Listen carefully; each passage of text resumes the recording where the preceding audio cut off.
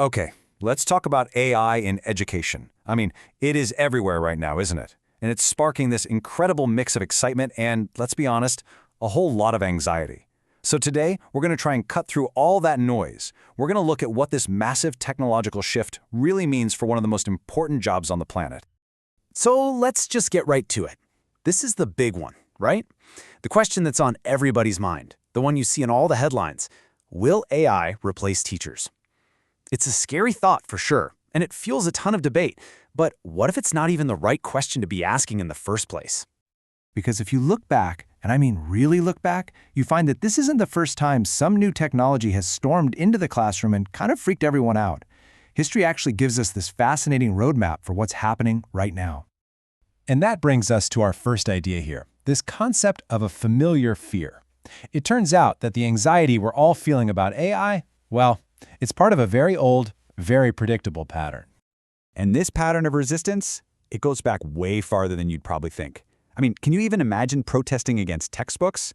But back in the 1800s, some people really argued they just make students lazy and ruin their memories. And hey, a lot of us probably remember the 80s, when teachers warned that pocket calculators would mean no one would ever learn their times tables again. Every single innovation was met with this initial suspicion. But here's the really crucial point to understand. This resistance isn't just about being afraid of something new. It's actually a sign that educators care and care deeply about their jobs. You know, they're the guardians of quality teaching, so of course they're going to be skeptical of any new tool that tries to enter their classroom. This historical resistance, it's really just the first step in a cycle that we see play out over and over again. So let's take a look at how these technologies go from being this feared novelty to, well, an absolutely indispensable tool.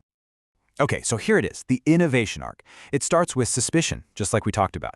Then you get a period of cautious trial, where a few brave educators start to play around with the new thing. And that slowly leads to wider adoption as people figure out how to actually use it well.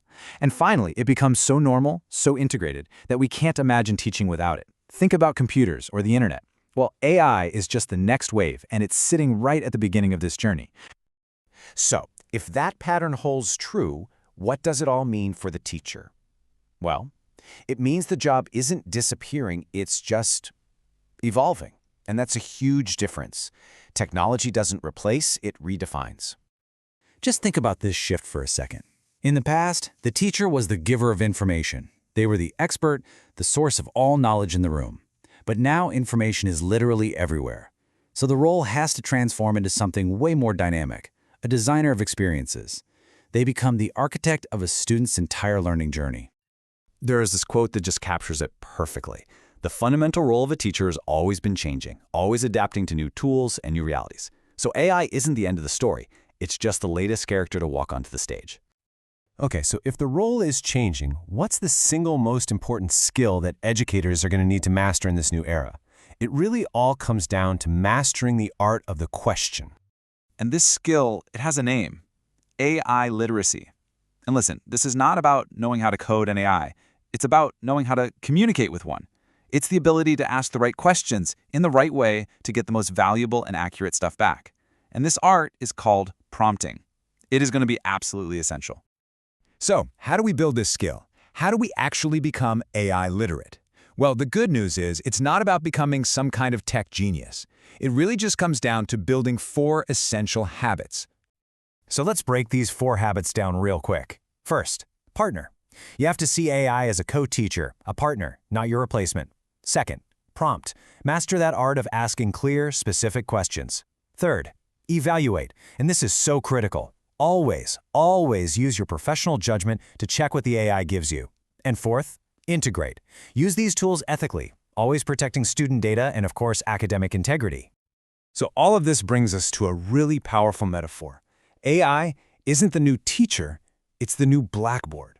It's this incredibly powerful tool that expands what a teacher can do, and it allows them to create, to personalize, and to focus on what actually matters most, that human connection with their students.